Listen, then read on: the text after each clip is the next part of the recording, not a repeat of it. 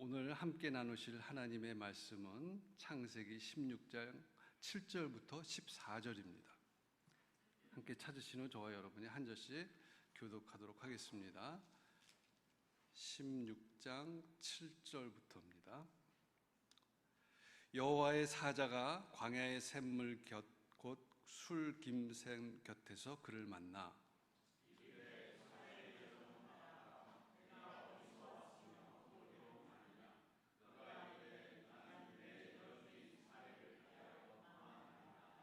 여호와의 사자가 그에게 이르되 네 여주인에게로 돌아가서 그 수하에 복종하라.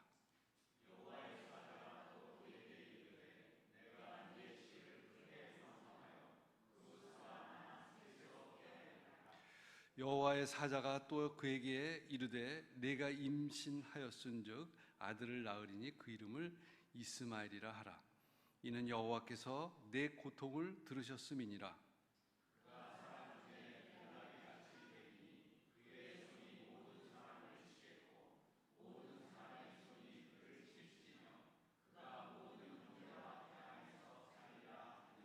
하갈이 자기에게 이르신 여호와의 이름을 나를 살피시는 하나님이라 하였으니 이는 내가 어떻게 여기서 나를 살피시는 하나님을 배웠는고 함이라.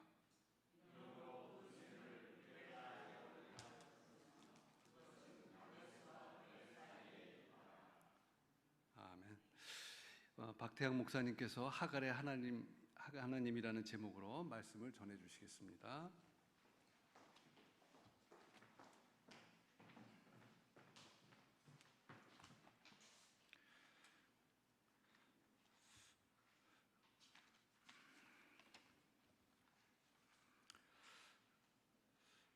우리 예배 인도하시는 우리 장로님, 또 아까 대표기도 하신 또 차장로님, 참 은혜롭게 잘하십니다. 예, 여기가 이제 장로교회인데 예배 시간에 병 낫기를 위해서 기도하고 나을지어다 선포까지 있는 이 교가 참 드물거든요. 순복음도 아니고 너무 좋아요. 딱 제 스타일입니다. 정말 감사하고요. 또한 우리 최장로님 목소리에 좀 힘이 있습니다. 기도하시는데 확신이 있고, 아무튼 제가 예배 전에, 설교 전에 이렇게 먼저 은혜 받을 수 있음이 얼마나 감사한지 모르겠습니다. 인생을요 연극으로 비유하면 그 등장인물 가운데는 주연이 있고 조연이 있고 단역이 있고 또 엑스트라가 있습니다. 사실 우리가 인생을 살다 보면 나는 그래도 이 세상에서 주연급인 것 같아 라고 느끼신 분도 있을 것이고, 난 그건 아니고 조연 정도는 되는 것 같아, 또는 어떤 분은 에휴 나야 뭐 그냥 단역이지 뭐 이렇게 생각하시는 분도 있을지 모르겠습니다. 그래요, 우리가 전체를 봤을 때는 혹 비교를 해서 그렇게 느낄 때도 있을 것 같습니다. 그런데요, 좀 엄밀히 말하면요, 나 자신은 내 인생에 내가 주인공 아닙니까? 내가 주인공이에요. 저 잘나가고 저 유명한 사람이 내 인생에서는 저 사람이 단역이에요. 하지만 세상은 사실 그렇게 봐주지를 않지요. 그리고 자기 스스로도 자기가 주인공이라는 생각을 못하기가 십상입니다. 오늘 이 에피소드의 주인공 하갈이 사실 그런 생각을 가질 수도 있습니다. 하갈 스토리는요 창세기 16장과 21장에 나옵니다. 그 하갈 스토리를 보면 거기서도 사실 하갈이 주인공이라기보다는 아브라함이 여전히 주인공인 것 같아요. 그리고 하갈은 조연 정도로 보입니다. 그런데 여러분, 창세기 전체로 보면 하갈은 조연이 안 됩니다. 단역쯤으로 이 급이 좀 떨어집니다. 그런데요, 하나님께서는 과연 주연급으로 여겨지는 인물들에게만 주된 관심을 갖고 계실까요? 조연이나 엑스트라 같이 여겨지는 인물에게는 하나님께서 관심을 별로 갖지 않으실까요? 그렇지 않습니다. 세상에서는 주연급, 조연급, 단역급 또 엑스트라급으로 구분 지을지 모르지만 하나님에게는 모두가 소중한 주인공입니다. 그 한 사람 한 사람을 정말 하나님께서는 소중히 여기시고 또 돌보신다라는 것입니다. 오늘 하갈 스토리가 바로 그것을 증명하고 있습니다. 여러분, 하갈은요, 아브라함의 아내 사레의 여종이었습니다. 지금으로부터 몇 년 전 이야기인지 대충 감 갖고 계시죠? 아브라함이요, BC 2000년 정도의 사람입니다. 지금으로부터 4000년 전이죠. 성경을 보면요, 인류 최초의 조상 아담의 10대 손이 노아입니다. 그리고 그 노아의 10대 손이 아브라함이에요. 이게 다 아자가 들어가요. 아담, 노아, 그리고 아브라함. 10대.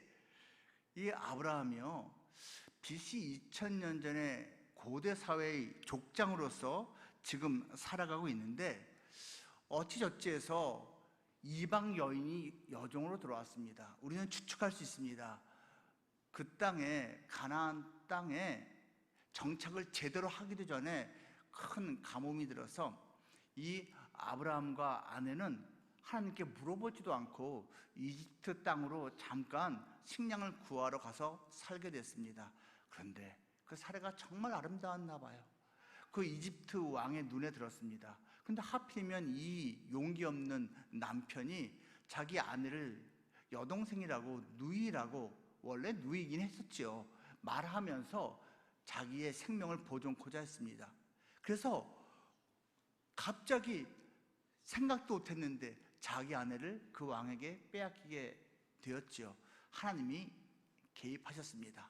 그리고 다시 자기 땅으로 다행히도 무사히 돌아올 수 있게 되었죠. 그 과정에서 그 이집트 왕 바로가 이 사례, 아내 삼고자 했던 이 여인을 위해서 선물을 많이 줬는데 그 중에 남종과 여종도 있었습니다. 아마 거기에 딸려왔을 것 같습니다. 이 하갈이요.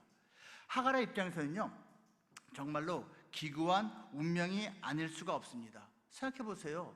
하갈의 입장에서는 자기는 대도시 이집트에서, 큰 제국 이집트에서 살던 사람이에요.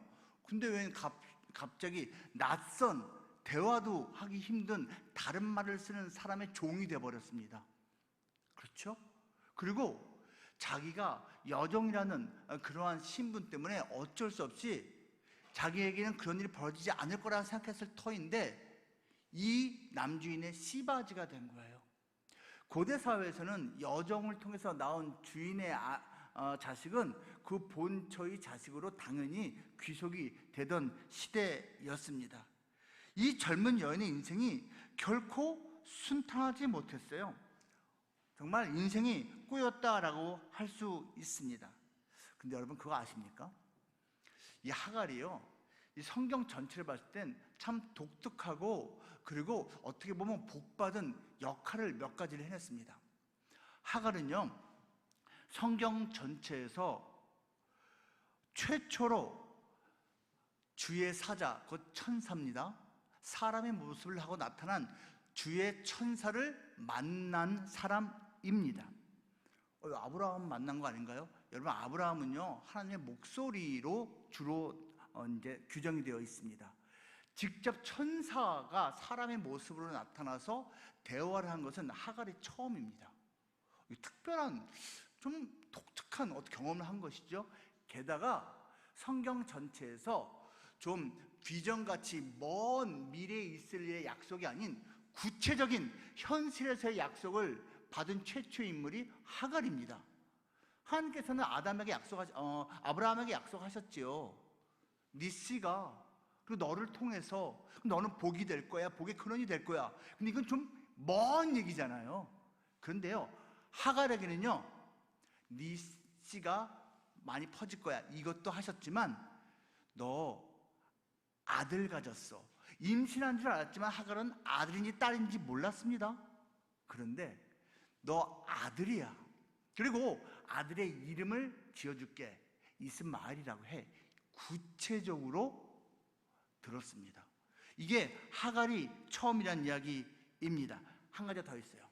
여러분, 성경 전체에서요, 감히 하나님을 만나고 하나님의 이름을 직접 지어준 최초의 인물이 하갈입니다. 자기가 만난 그 천사를 하나님으로 인식을 했던 것 같아요.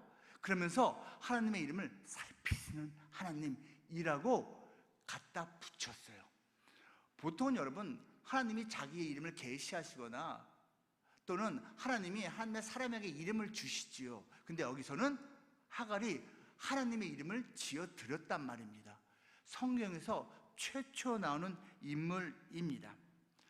하지만 이렇게 우리가 전체를 놓고 봤을 때는 놀라운 역할을 해낸, 또 특별한 복도 받은 인물이지만 그 과정은 결코 쉽지 않았습니다. 이 하갈을 통해서 하나님은 자기를 어떻게 계시하셨을까요? 어떤 면에서 하나님은 하갈의 하나님일까요? 하갈의 하나님은 어떤 하나님일까요? 몇 가지로 한번 살펴보겠습니다. 첫째로요, 하갈의 하나님은 고통받는 자의 하나님입니다. 고통받는 자의 하나님. 16장 1절부터 6절까지 그 하갈이 고통받는 모습이 나오지요. 하갈이 좀 실수했어요. 임신하지 못하는 여주인을 멸시했죠. 그 대가로 학대를 받았습니다. 자기가 잘못한 것이긴 합니다. 그래서 도망을 하게 됐죠. 그게 고통이잖아요. 근데 그녀가 고통 가운데 있다라는 것을 하나님께서도 아실 정도였어요. 11절 말씀 뒷부분에 이는 여호와께서 너의 고통을 들으셨음이니라. 하갈이 고통 가운데 있다라는 것을 하나님이 인정하실 정도였습니다. 그렇죠. 여러분, 사실은요, 세상에 많은 고통이 있는데 어떤 거는 자기가 잘못해서 고통을 당하기도 합니다. 그런데 사실은 또 어떤 고통은 자기가 잘못한 것이 없는데도 고통을 받기도 하죠. 그게 인생입니다. 어쨌거나 그래서 이 여인은 참지 못하고 도망을 갑니다. 여러분, 도망가면서 무슨 생각을 했을 것 같습니까? 내가 여기 남아있다가는 이 학대를 견디다 못해 맞아 죽겠구나, 이런 생각을 했을지도 모르겠어요. 또는 화가 나는 거예요. 화가 나는데 여종의 입장에서 여주인하고 싸울 수 없으니까 그냥 분노를 참지 못하고 홧김에 확 나왔을 수도 있습니다. 아니면 나름대로의 복수일 수도 있어요. 이 씨가 어떤 씨인데, 우리 남주인이 오랜 세월 기다렸던 그 씨인데, 아니 여주인, 당신이 아무리 기분 나빠도 그렇지 나를 이렇게 학대해? 그래, 내가 확 집 나가버리면 당신이 아브라함한테 혼날 거야 라는 나름대로의 복수심을 가졌을지도 모르겠습니다. 근데 일단 나와보니까 광야예요. 너무 힘든 거예요. 그때 더 이상 이 하갈이 멀리 가면 큰일 나겠구나 싶어서 하나님께서 개입하신 것입니다. 그리고 하나님께서 그 고통을 들으셨다라고 말씀을 해주면서 이렇게 말합니다. 아들이거든 그 이름을 이스마엘이라고 해라. 이스마엘은요, 여러분, 하나님이 들으셨다라는 이름 뜻을 갖고 있습니다. 얼마나 좋습니까? 여러분, 광야, 자기가 자발적으로 그 광야에 들어갔던, 쫓겨나서 들어갔던 어떤 상황이든 그 광야는 결코 쉬운 곳은 아닙니다. 여러분, 이 광야는요 상당히 불편한 곳입니다. 맞죠? 광야는요 불안한 곳입니다. 지금도 여러분 이스라엘 광야 가보신 분 있으시겠지만 정말 황량해요. 아무것도 없어요. 그리고 지금도 들짐승이 있어요. 근데 여러분, 이 고대 사회 때 광야에서 들짐승 얼마나 많았겠습니까? 불안한 곳이에요. 불편한 곳이에요. 근데 이곳에 처하게 되었습니다.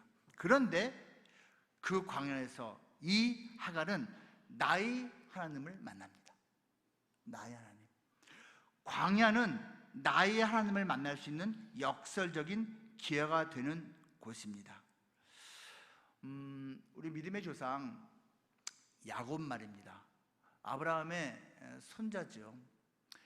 야곱도 결국은 자기가 잘못한 것 때문에 광야로 갈 수밖에 없었습니다. 이 형한테, 에서한테 언제 이게 맞아 죽을지 모르는 거예요. 겁나니까 결국은 자기 외삼촌 라반의 집까지 가는 건데요. 당시에 야곱이 살고 있던 브엘세바부터 그 외삼촌이 살고 있는 하란까지 거리가요, 여러분 지금으로도 800km입니다. 지금도 800km를 걸어가려면 쉽지 않겠죠? 근데 고대 사회에서 그 먼 길을 가다가 여러분 정말 안 좋은 사람들 만나면 목숨을 잃을 수도 있거든요. 거길 가는 거예요. 베델이라는 데에 도착해서 광야에서 돌베개 베고 잠을 자잖아요. 거기서 하나님께서 꿈으로 현현하셨습니다. 자기를 보여주셨어요. 또 목소리로 들려주셨어요. 그때 야곱이 고백합니다. 나의 하나님이라고.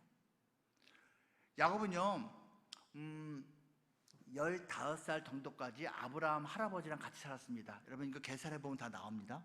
그리고 아버지 이삭하고 그 오랜 세월을 살았습니다. 여러분 야곱이 이렇게 가출했을 때가 몇 살쯤 됐을 거라 생각하십니까? 보통 우리 이미지 속에서는 한 40대가 아닐까 생각합니다. 아닙니다. 70대입니다. 창세기에 나온 나이를 계산해 보면 70대 중반입니다. 그때까지 결혼도 못하고 그냥 이렇게 살았습니다. 그러니까 그냥 뭔가 마음이 쪼달렸으니까 아버지와 형이라도 속여서 복받고 싶어하는 마음이 간절했겠지요. 어쨌거나 그 사람이 그 베델에서 비로소 나의 하나님을 고백합니다. 그 이전까지는 할아버지 하나님, 아버지 하나님인데 그가 그 힘든 상황에서 비로소 나의 하나님을 고백한 것이 베델 광야였습니다. 마찬가지로 하갈도 이 순간까지는 하나님이라는 그 신이 자기하고는 관계가 없다고 생각을 했을 겁니다. 자기는 원래 이집트 땅에서 많은 신들을 섬겨왔어요. 그런데 이 새로운 주인을 만났는데 이 새로운 주인이 섬기는 하나님은 한 분이래. 허전해. 많은 신을 좀 섬겨야지 이 분야별로 좀 그때그때 의지할 수가 있는데 이게 통으로 하나라니까 이게 이해가 안 돼. 근데 우리 주인이 신실하게 섬긴 것 같은데 그냥 우리 주인의 하나님이지 나하고는 상관이 없다 생각했을 거라고요. 그런데 그는 비로소 알게 됩니다. 세상에 하나님이 나 같은 사람에게도 신경을 써? 나 같은 사람에게도 관심을 가져? 너무 고마운 거예요.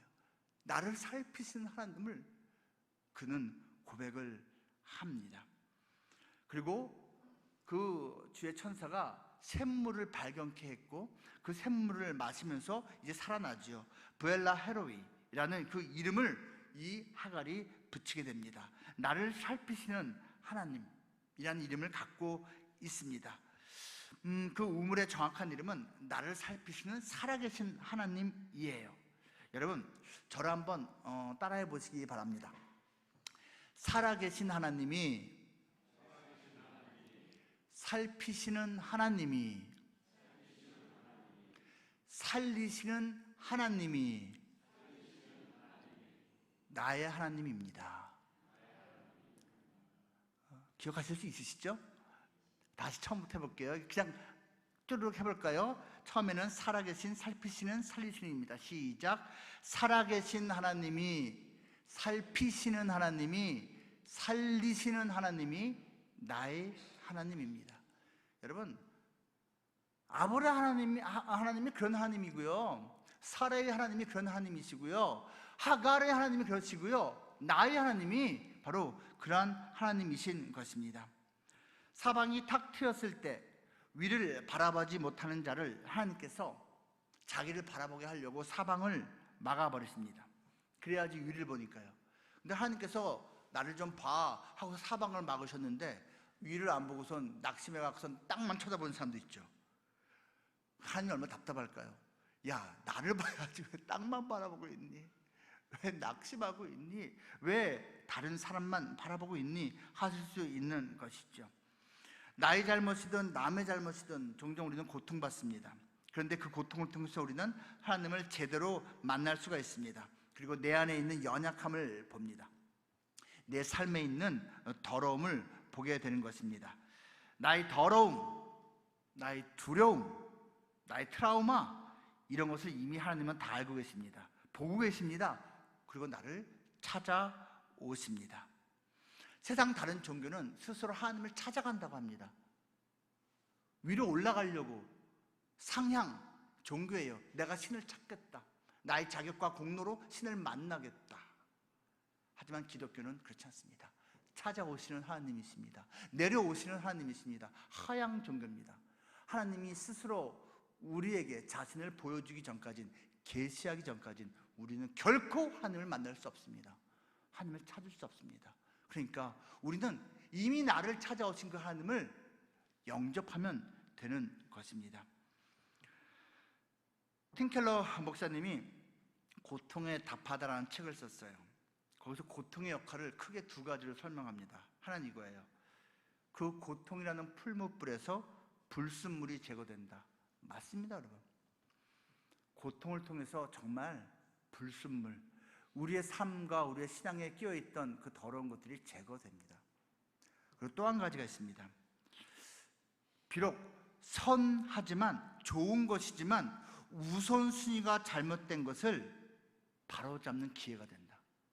내가 여러 가지를 사랑해요.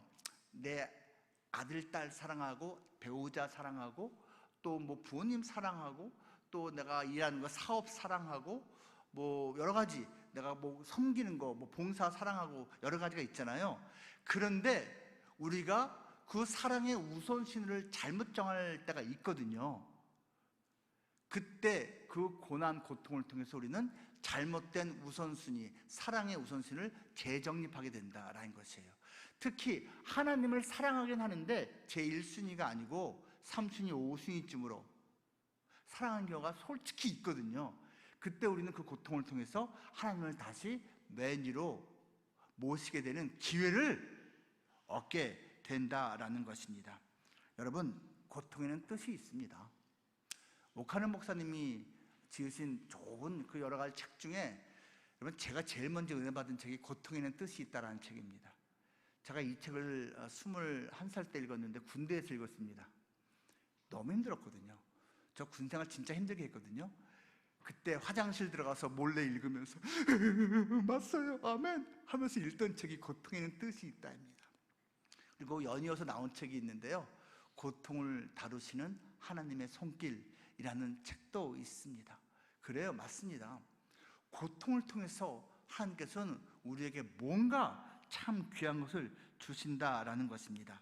그리고 하갈이 그 고통받는 순간이 있었기 때문에, 광야에 있었기 때문에 비로소 나의 하나님을 만날 수 있었던 것처럼 우리도 고통받는 순간에 좀 더 업그레이드된 하나님을 좀 더 가까이 만날 수 있는 기회를 얻게 된다라는 것입니다. 어떤 면에서 하나님은 하갈의 하나님입니까? 하갈의 하나님은 어떤 하나님입니까? 둘째로요, 하갈의 하나님은 방황하는 자의 하나님입니다. 뭐라고요? 방황하는 자의 하나님이에요. 이것은요, 이제 16장이 아닌 21장을 봐야 됩니다. 21장 14절 말씀을 제가 읽을게요. 아브라함이 아침에 일찍 일어나 떡과 물 한 가죽 부대를 가져다가 하갈의 어깨에 메어주고 그 아이를 데리고 가게 하니 하갈이 나가서 브엘세바 광야에서 방황하더니. 이 내용 알고 계시죠? 여러분, 하갈이요, 이제 17년 전에 홧김에 가출했다가 주의 천사를 만나서 다시 돌아갑니다. 그리고 무사히 아이를 낳습니다. 이스마엘 낳죠. 사랑받으면서 아이가 컸습니다. 그런데 이스마엘이 14살 되었을 때 이 주인이 아기를 갖게 됐네요. 그래서 아브라함이 100살 때 이삭이 태어났습니다. 자, 이 하갈의 입장에서는 마음이 편치는 않겠죠. 이제 우리가 읽진 않았지만요, 21장 앞부분에 보면요, 젖될 때가 되어서 이삭이 이제 그 마을 잔치를 하게 되었습니다. 근데 여러분, 지금도 힌두교 믿는 인도나 중동의 어떤 곳에서는 그런데요, 이 고대 사회에서는 젖을 보통은 3살, 4살, 심지어 5살쯤 뗍니다. 이해하시겠어요? 되게 오랫동안 젖을 먹이죠. 그러니까 그때 이삭의 나이가 틀림없이 서너 살이었어요. 그러면은 이스마엘의 나이가 몇 살일까요? 17살, 18살쯤 됩니다. 그런데 성경은 말하고 있죠. 그때쯤 되어서 이스마엘이 이삭을 놀렸다라고 되었습니다. 여기서 놀렸다는 단어는요, 이제 성경 다른 곳에서는 희롱이라는 단어로 번역되는 단어입니다. 이 단어가 어디에서 쓰이냐면요, 이제 세월이 흘러서 요셉이 보디발이라는 사람의 집에 노예로 이제 팔려간 적이 있습니다. 다 아시죠?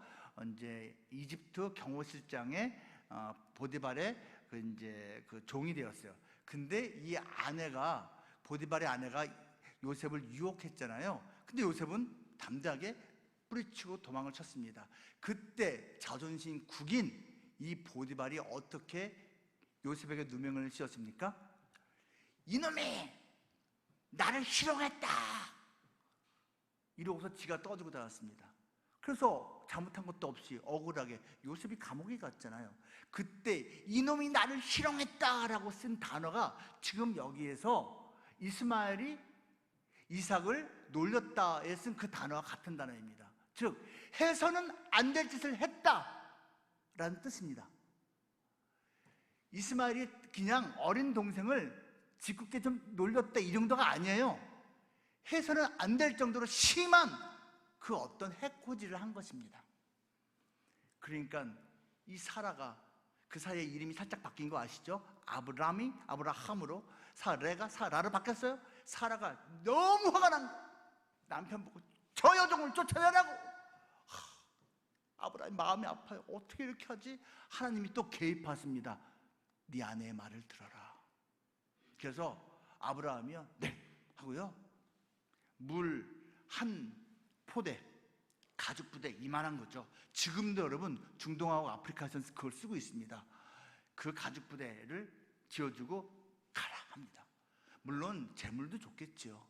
근데 그 물을 다 마시고 갈증이 날 때까지 새로운 마을을 찾을 수가 없었고 새로운 물길을 찾을 수가 없었던 거예요. 너무 그랬던 거예요. 하갈이 너무 고통스럽고 이게 뭐야 하면서 또 엉엉 울었습니다. 그 엄마의 우는 모습을 보면서 그 17살쯤 됐을 그 10대 소년도 이스마엘도 같이 엉엉 울었겠지요. 이번에는 자기가 스스로 나간 게 아닌데 쫓겨난 겁니다.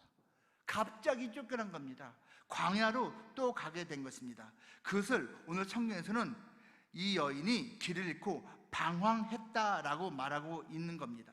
21장 14절 말씀 다시 한번 읽겠습니다. 맨 뒷부분에 하갈이 나가서 브엘세바 광야에서 방황하더니, 여러분 방황하면요 이게 갑자기 두려워집니다. 걱정됩니다. 속상합니다. 제가 오늘 이제 교회를 오는데요, 내비를 따라 당연히 왔죠. 근데 여러분 제가요 빠져야 되는 길에서 빠지지 못하고 경부고속도로에서 지나치고 말았어요. 그럴 수 있잖아요. 근데 그 다음에 너무 10km를 더 가는 거예요. 참, 대왕판교로 할 수 없지.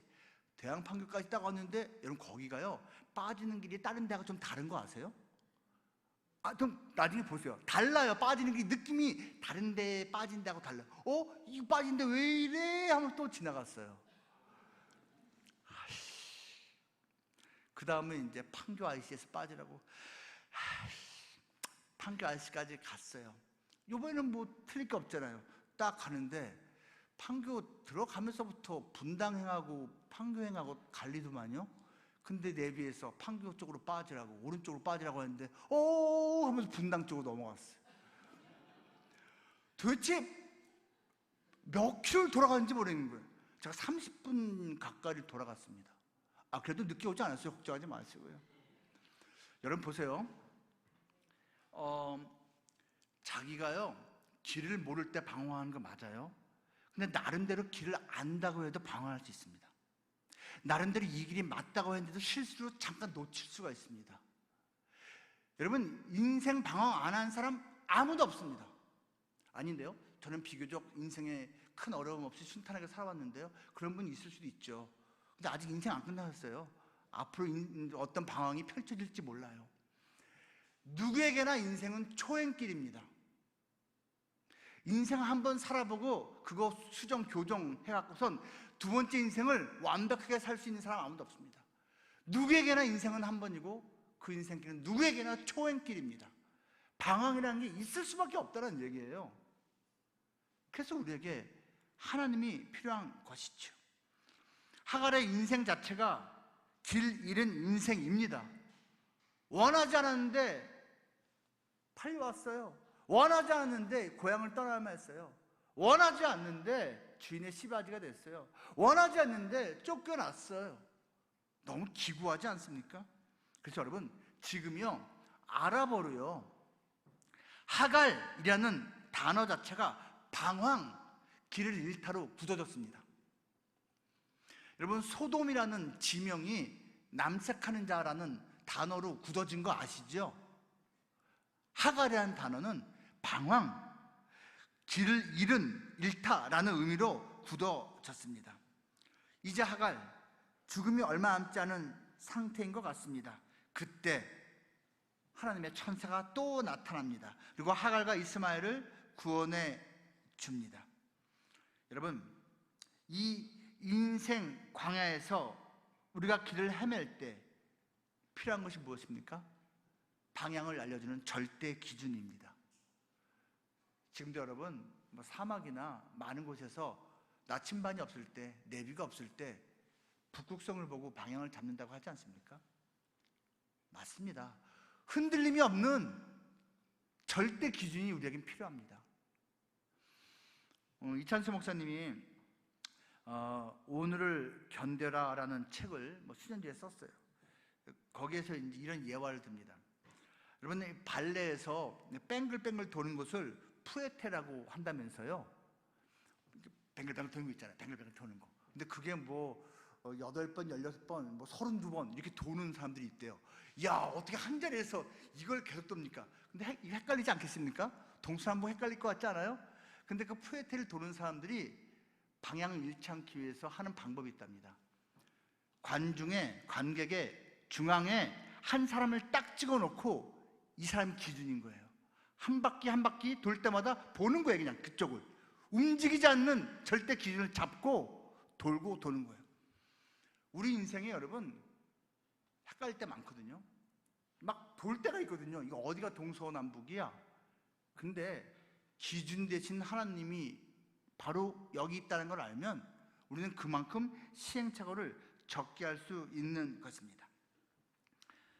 하갈은 deserted였습니다.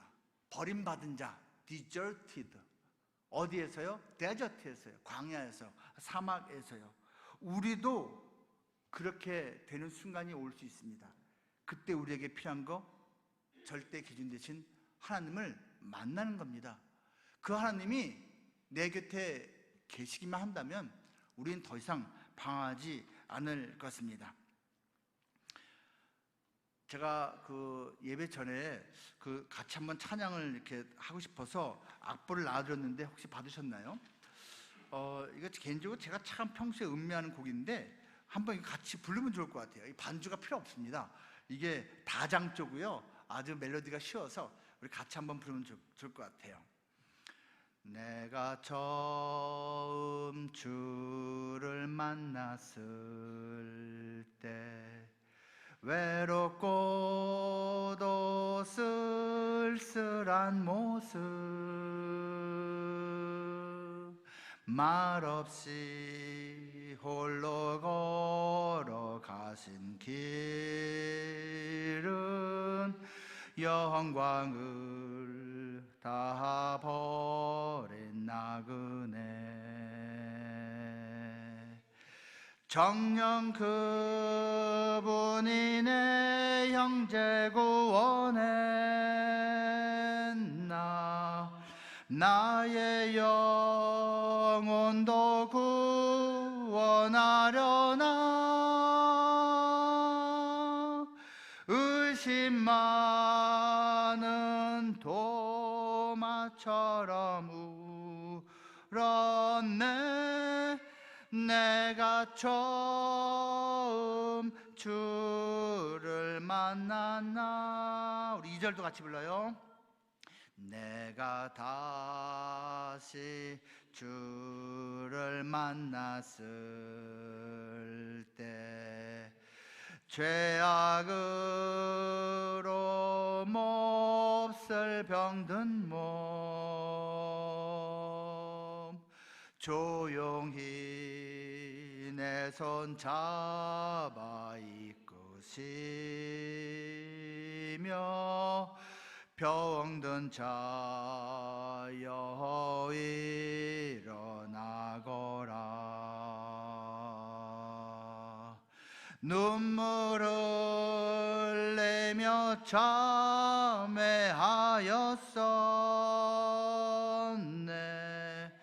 나의 믿음이 뜨거웠었네. 그러나 죄악이 나를 삼키고 내 영혼 갈 길을 잃었네. 3절입니다. 내가 이제 주를 만남으로 죽음의 길 벗어나려네. 편찮는 은혜와 사랑 베푸사 그분만이 나의 구세주.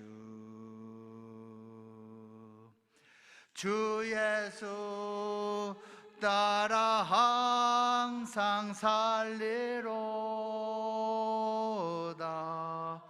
십자가 지고 따라가리라. 할렐루야. 주를 만나니 기쁨 영광의 찬송을 돌리리.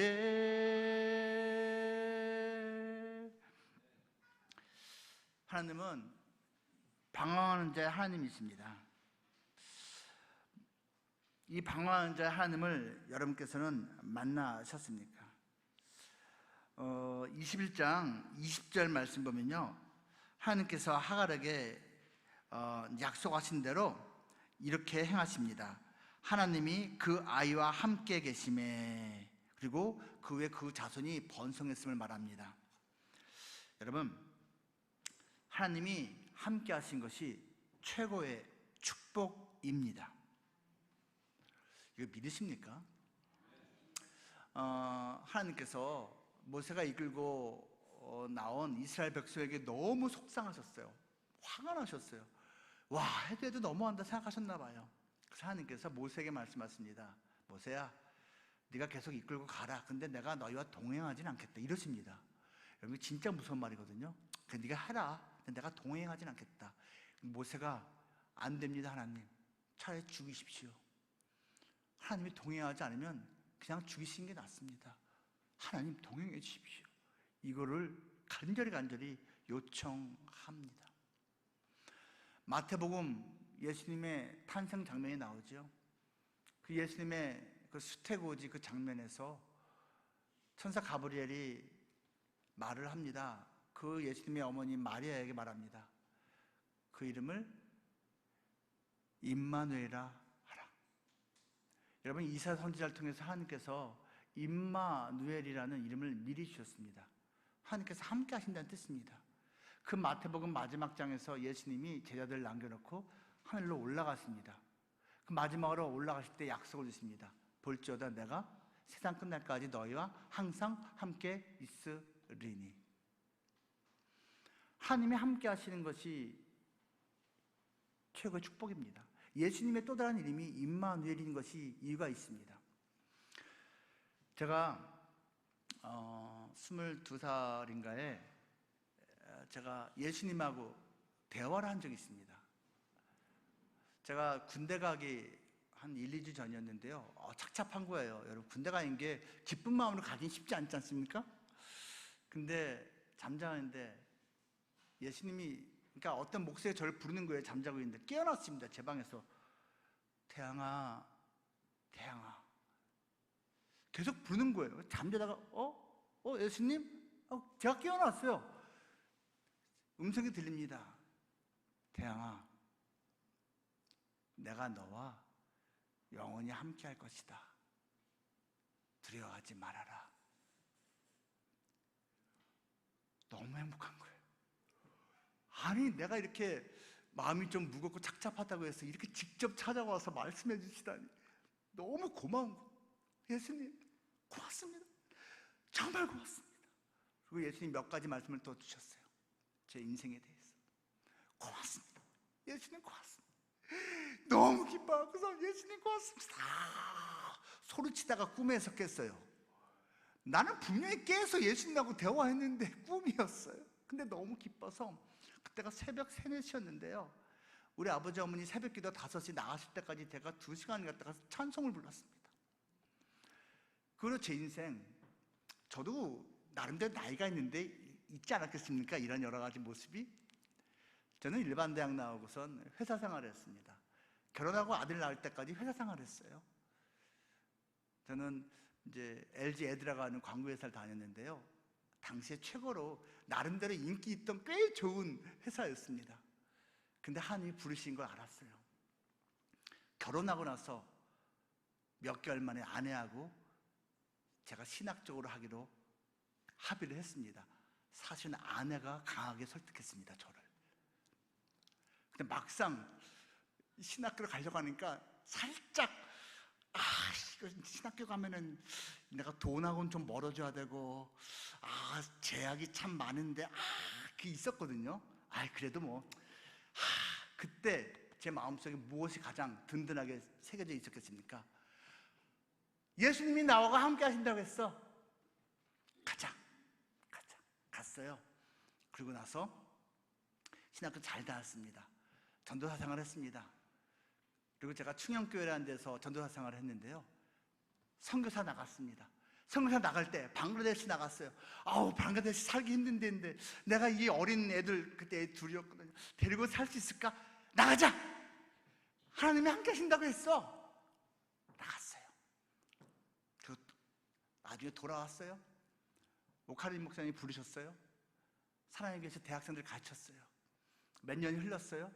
근데 하나님께서 유학 갔다 오라는 거를 말씀하신 거 하다 느꼈어요. 하나님, 이 좋은 데를, 이 사랑의 교회 이 멋진 데를 굳이 떠날 필요가 있나요? 유학 별로 중요하지 않은데. 아니다, 떠나라 말씀하셨어요. 아깝지만 아멘, 하나님이 함께 하신다고 했어. 떠났어요. 돌아왔어요. 담임 목사였어요. 10년 11년 지났어요. 근데 하나님께서 여기까지다, 너에게 또 새로운 것이 있다 말씀하셨어요. 하나님, 이건 너무 아까운데요. 하나님, 제가 그동안에는 그때 순종했는데 이건 너무 아까운데요. 이거 꽤 괜찮은 데인데요. 제가 여러분, 그 이전에는 단박에 순종했는데요, 담임목회 내놓을 때는 순종 못했습니다. 그전에는 잡은 게 별로 없어서 놓기 쉬웠는데요, 저 담임목회 할 때 잡은 거 많았거든요. 가진 게 많았거든요. 못 놓겠는 거예요. 저 하나님한테 엄청 혼났습니다. 진짜 크게 혼났습니다. 하나님이 완전히 저를 밟으셨습니다. 대한통 혼난 다음에야 네 하나님 알겠습니다 하고 내려놓았습니다. 하나님, 저 이제 다 내려놨으니까 진짜 저와 함께 해주셔야 됩니다.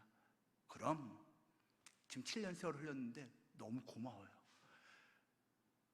내려놓은 거 하나도 아쉽지 않아요. 하나님이 함께 하시면서 얼마나 귀한 거로 저를 먹여주시고 채워주시고 인도하시는지. 함께 하시는 것이 최고의 축복입니다. 하나님이 함께 한다면 어떤 상황, 어떤 것, 보이지 않는 그 길에서도 용기 잃지 않을 수가 있습니다. 이 함께 하시는 하나님을 만나셨습니까? 마지막 셋째로요, 하갈의 하나님은 또 어떤 하나님입니까? 하갈의 하나님은요, 슬피 우는 자의 하나님이십니다. 슬피 우는 자. 이것은 21장 15절이에요. 창세기 21장 15절부터 17절 제가 읽을게요. 가죽 부대에 물이 떨어진지라 그 자식을 관목 덤불 아래에 두고 이르되 아이가 죽는 것을 참아 보지 못하겠다 하고 화살 한바탕 거리 떨어져 마주 앉아 바라보며 소리내어 우니 하나님이 그 어린아이의 소리를 들으셨으므로 하나님의 사자가 하늘에서부터 하갈을 불러 이르시되 하갈아 무슨 일이냐 두려워하지 말라 하나님이 저기 있는 아이의 소리를 들으셨나니. 슬피 울었습니다. 누가요? 하갈과 그 아들이 crying, 대성통곡했다, 방성대곡했다라고 개역성경 이 앞에 버전에서는 번역을 하고 있습니다. 그런데 하나님이 그것을 들으셨습니다. 하나님은 슬피 우는 자의 하나님이십니다. 그 슬피 우는 자의 소리를 하나님이 들으시고 하갈의 눈을 밝혀주셨습니다. 샘물을 보여주셨습니다.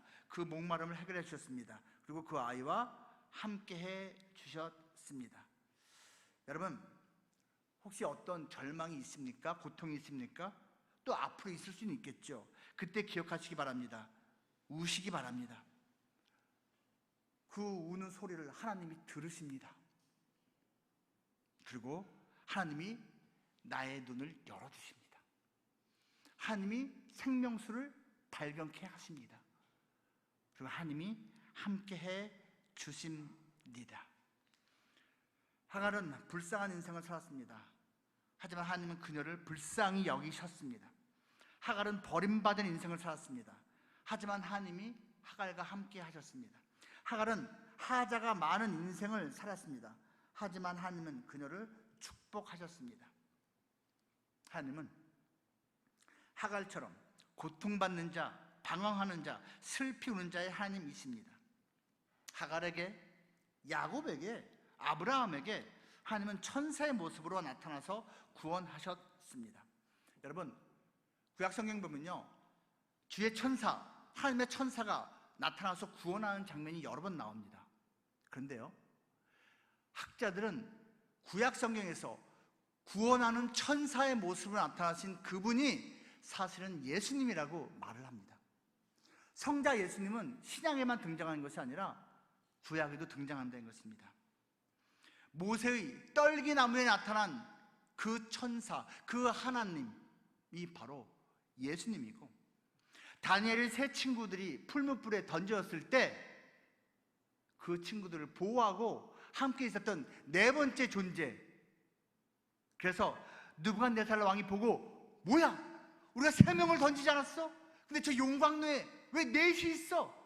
근데 저 네 번째 존재는 신의 아들처럼 보이는구나 라고 말을 했는데, 진짜로 그 네 번째 존재가 신의 아들인 것입니다. 예수님의 현현인 것이죠. 그렇습니다. 그 천사의 모습으로 나타났던 성자 하나님이 지금 성령 하나님으로, 그 예수님의 영으로 우리와 함께하고 계십니다. 우리가 고통당할 때, 우리가 방황할 때, 우리가 통곡할 때 그 예수님이 우리를 외면하지 않는다는 것입니다. 왜요? 예수님이 우리의 그 아픔을 다 아시니까요. 히브리서 4장 14절부터 16절 이렇게 말을 하고 있습니다. 제가 읽겠습니다. 그러므로 우리에게 큰 대제사장이 계시니 승천하시니 곧 하나님의 아들 예수시라. 우리가 믿는 도리를 굳게 잡을지어다. 우리에게 있는 대제사장은 우리의 연약함을 동정하지 못하실 리가 아니요 모든 일에 우리와 똑같이 시험을 받으신 이로되 죄는 없으시니라. 그러므로 우리는 긍휼하심을 받고 때를 따라 돕는 은혜를 얻기 위하여 은혜의 보좌 앞에 담대히 나아갈 것이니라. 예수님이 우리의 아픔과 연약함을 아시기 때문에 우리는 그 예수님의 은혜를 받을 수 있다는 것입니다. 마지막으로 제가 한 가지 은혜 얘기만 더 해드리고 마치겠습니다. 슬기로운 의사생활이라는 드라마를 보신 분 있으시죠? 시즌 1, 시즌 2가 있었습니다. 그 슬기로운 의사생활 시즌 1의 10번째에 이런 에피소드가 나옵니다. 어떤 환자가 입원해 있는데 칼륨 수치가 점점 높아지고 있습니다. 6.5쯤 됐는데 이것이 7, 8까지 되면 갑자기 심부전, 심장에 무리가 와서 갑자기 죽어도 이상하지 않다라고 의사가, 주치의가 그 환자에게 경고합니다. 당장 이거 해결해야 되는데 관장받으면 됩니다. 관장을 하면 칼륨 수치가 단박에 내려가니까 살 수 있습니다. 근데 환자가 고집을 피웁니다. 싫어요. 관장 안 받아요. 왜 안 받아요? 죽는다니까. 싫어요. 죽는 게 나아요. 관장 받는 거 쪽팔려요. 창피해요. 고집 부려요. 지켜보고 있던 도제학이라는 레지던트가 어떻게 할지 모릅니다. 결국은 환자 고집대로 됩니다. 이 도제학이 그 드라마 주인공 김준환 교수에게 가서 말합니다. 교수님, 이런 일이 있었어요. 그래서 그 환자 곧 죽을지도 몰라요. 어떡해요? 그 김준환 교수가 말합니다. 지금 당장 가서 그 환자 설득해. 네가 가진 EQ, IQ, 능력 모든 것 다 동원해서 설득해. 관장 받도록 해. 의사가 환자를 포기하면 그날로 의사는 끝이야. 그럽니다. 이 레지던트가 막 달려갑니다. 알겠습니다. 그리고 장면이 바뀝니다. 그 레지던트가 휴게실에 힘없이 앉아 있습니다. 동료 둘이 옵니다. 묻습니다. 그래서 어떻게 됐어요, 그 환자? 레지던트가 말합니다. 했어요. 어떻게 하게 됐어요? 내가 빌었어. 관장 받아주세요. 내가 무릎 꿇고 빌었어. 당신이 관장 받지 않아서 죽으면 주치의 선생님은 아무 상관이 없지만 나는 잘려요. 나를 위해서라도 관장 받아주세요. 그래서 받았어. 듣고 있던 이 동료들이 이렇게 반응을 보입니다. 그때 이 레지던트가 말합니다. 나 구리지. 두 사람이 아니요 라고 말을 하는데 눈빛은 구리다라는 눈빛이랍니다. 그런데요, 그 다음날 그 살아난 환자가 자기가 손수 농사지은 딸기라고 하면서 요만한 팩을 가져옵니다. 딸기를 가져와요. 그 도제약 레지던트가 받고 기뻐하죠. 근데 그 딸기 상자 안에 요만한 쪽지가 있습니다. 이렇게 쓰여져 있습니다. 쪽지에 선생님 고맙습니다. 나를 포기하지 않아서 고맙습니다. 라고 쓰여져 있습니다. 여러분, 은혜는요, 포기하지 않는 겁니다. 사실 그 도제약 레지던트 포기해도 되거든요. 환자가 자기가 선택한 거니까. 근데 살리기 위해서 포기하지 않았습니다. 자기가 창피함 무릅쓰고 자존심을 내려놓고 살려냈습니다. 하나님이 우리를 포기하지 않습니다. 우리 연약함, 우리 악함, 우리 한심한 모습 아시지만 포기하지 않고 은혜를 베푸십니다. 그 이방 여인, 아무것도 없는 소망 없던 룻이라는 여인을 포기하지 않으신 하나님이 이 이방 여인 하갈, 아무도 신경 쓰지 않는 이 여인을 포기하지 않고 은혜로 살리시고 복 주셨습니다. 바라기는요, 이 귀한 교회 성도님 여러분이 그 하나님의 은혜 마음껏 누리시기 바라고요. 또한 이 은혜를 마음껏 나누시며 전하며 사는 복된 은혜 충만한 교회 될 수 있기를 주님의 이름으로 축복합니다. 기도하겠습니다. 우리 말씀을 생각하면서 잠깐 기도할까요? 주님, 하갈의 하나님이 나의 하나님임을 믿습니다. 그 하갈에게 베푸신 그 은혜를 우리에게도 베풀어 주셔서, 그리고 그러한 은혜를 우리가 또한 우리 주변의 많은 사람들에게 나누며 전하며 살게 하소서. 우리 간절한 마음으로 통성으로 같이 기도합니다. 하나님 감사합니다. 함께 주님을 예배할 수 있음을 감사드립니다. 이 예배가 주님 나라 위해서 쓰임받는 예배, 우리 모두에게 은혜가 충만한 예배가 되기를 원합니다. 하갈과 함께 하신 하나님, 나와 우리 모두와 함께 하신 것을 믿습니다. 감사합니다. 고통받는 자의 하나님, 방황하는 자의 하나님, 슬피 우는 자의 하나님, 나의 하나님, 여기 있는 모든 성도분들 한 분 한 분 기억해 주세요. 영상으로 예배드린 분들도 기억해 주세요. 하나님의 한 분 한 분 손잡으시고 이끌어 주세요. 세상에서는 주여는커녕 조연, 아니 단역도 안 될 수 있는 인생일지 모르지만 하나님께는 모두가 주인공이라는 것을 기억하며 감사하며 당당하게 살게 해주세요. 하나님 고맙습니다. 우리 함께 하심을, 그리고 우리에게 은혜 베푸심을 감사합니다. 하갈의 하나님, 나의 하나님, 감사드립니다. 한빛교회의 하나님, 우리 성도 한 사람 한 사람의 하나님, 감사드립니다. 하나님이 고통받는 자의 하나님이고 방황하는 자의 하나님이고 슬피 우는 자의 하나님이라는 것이 우리에게 큰 힘이 됩니다. 바로 내가 고통받고 슬피 울고 방황하는 자이기 때문에 그렇습니다. 그 하나님의 놀라우신 은혜, 우리가 마음껏 받고 있음을 감사드리고 이 은혜 마음껏 앞으로도 받기를 소망합니다. 그리고 이 은혜를 마음껏 전하며 나누며 살아가는 우리 모두가 되게 해 주시옵소서. 예수님 이름으로 기도합니다. 아멘.